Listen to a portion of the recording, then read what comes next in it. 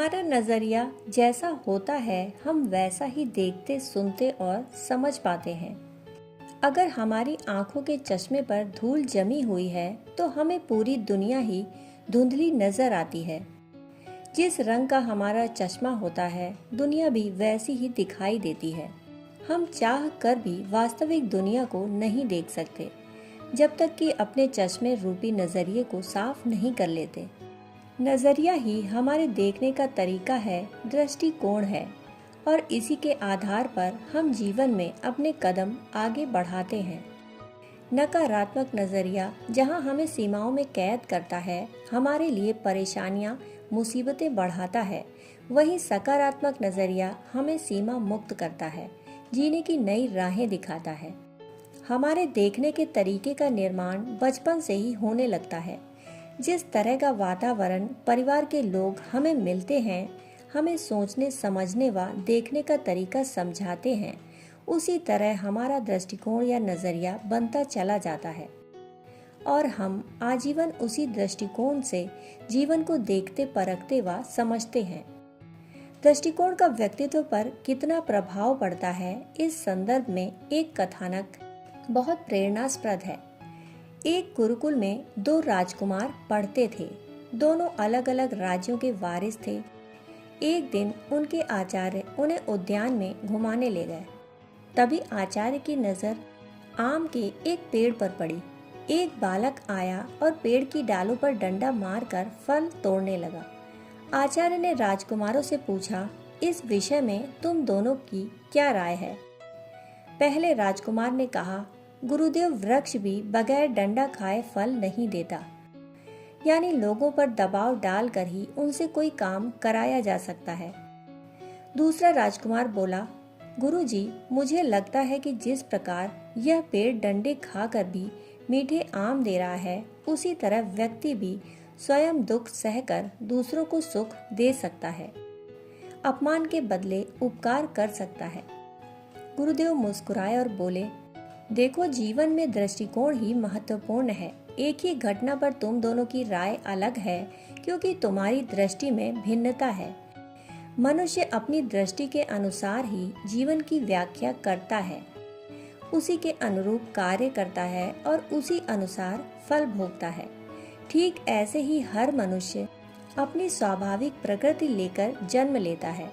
वातावरण और संबंधित परिजन यदि उसकी प्रकृति से मेल खाते हैं तो वह वातावरण में रम जाता है, उनकी बातें जल्दी सुनता व समझता है, और यदि व्यक्ति की प्रकृति वातावरण से नहीं मिलती तो वह घुटन महसूस करता है, वहां से दूर जाना चाहता है, अपने अनुरूप व अनुकूल लोगों व वातावरण की तलाश में रहता है। दुर्योधन व उसके भाइयों का जन्म राजमहलों में हुआ। मामा शकुनी का हर पल सानिध्य मिला और उसी के अनुरूप उनकी दृष्टि निर्मित हो गई। युधिष्ठिर व उसके अन्य भाइयों का जन्म वन में हुआ। माता कुंती व भगवान कृष्ण का उन्हें सानिध्य मिला और उनकी दृष्टि में फर्क हुआ। एक बार शास्त्र शिक्षा देते समय आचार्य द्रोण के मन में दुर्योधन व युधिष्ठिर की परीक्षा लेने का मन हुआ। उन्होंने सोचा, क्यों न इन सब की व्यवहारिक बुद्धि की परीक्षा ली जाए। दूसरे दिन ही आचार्य द्रोण ने राजकुमार दुर्योधन को अपने पास बुलाकर कहा, वत्स, तुम समाज में अच्छे आदमी की परख करो और वैसा एक व्यक्ति खोजकर मेरे सामने उपस्थित करो। दुर्योधन ने कहा, जैसी आज्ञा, और वह अच्छे आदमी की खोज में निकल पड़ा। कुछ दिनों के बाद दुर्योधन आचार्य द्रोण के पास आकर बोला, गुरुदेव, मैंने कई नगरों और गांवों का भ्रमण किया, परंतु कहीं भी कोई अच्छा आदमी नहीं मिला। इस कारण मैं किसी को आपके पास नहीं ला सका। इसके बाद द्रोण ने राजकुमार युधिष्ठिर को अपने पास बुलाया और कहा, पुत्र, इसे कहीं से भी कोई बुरा व्यक्ति खोज कर ला दो। युधिष्ठिर ने कहा, ठीक है गुरुदेव, मैं प्रयत्न करता हूँ।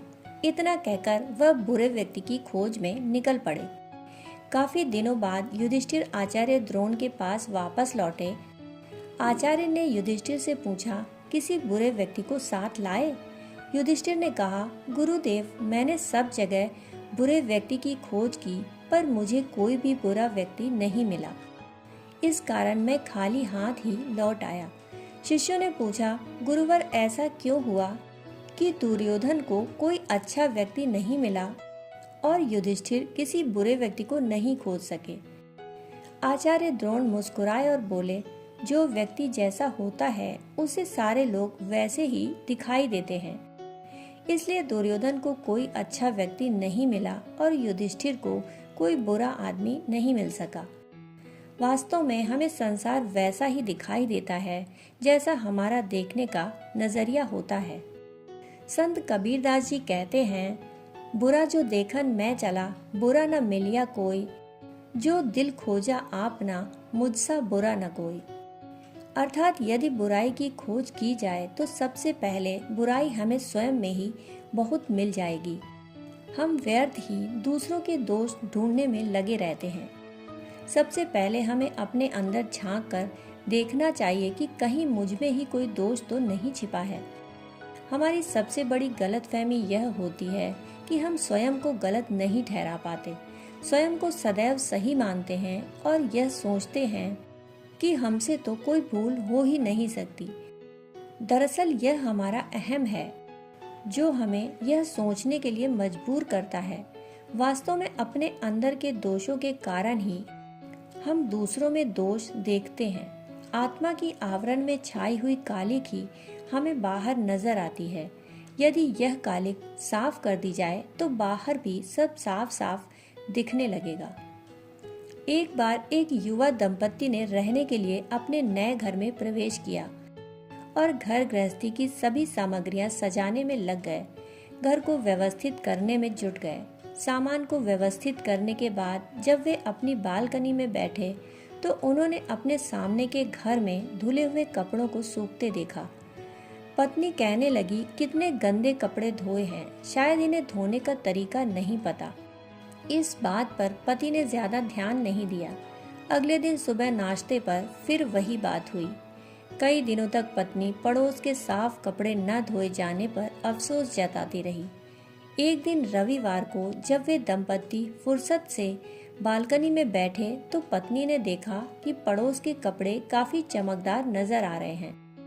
वह व्यंग करते हुए बोली, लगता है कि इन्हें कपड़े धोने का तरीका आ गया, या फिर इन्होंने अपना कपड़े धोने का साबुन बदल लिया है। पति ने शांत भाव से जवाब दिया, आज सुबह जल्दी उठकर मैंने बालकनी के शीशे साफ किए हैं। कपड़े उनके गंदे नहीं थे, बल्कि हमारी खिड़कियां ही गंदी थी। इस जवाब पर पत्नी बहुत शर्मिंदा हुई। उसने सोचा कि आज के बाद कोई भी टिप्पणी करने से पहले वह खुद की नज़र को जांचेगी, कहने से पहले अपने नजरिए को परखेगी और उसके बाद ही कुछ बोलेगी। यदि दृष्टिकोण बदला जाए तो इंसान बदल सकता है। दृष्टिकोण में परिवर्तन से सारा जहान बदल सकता है। बात केवल नजरिए की है, हमारे दृष्टिकोण की है।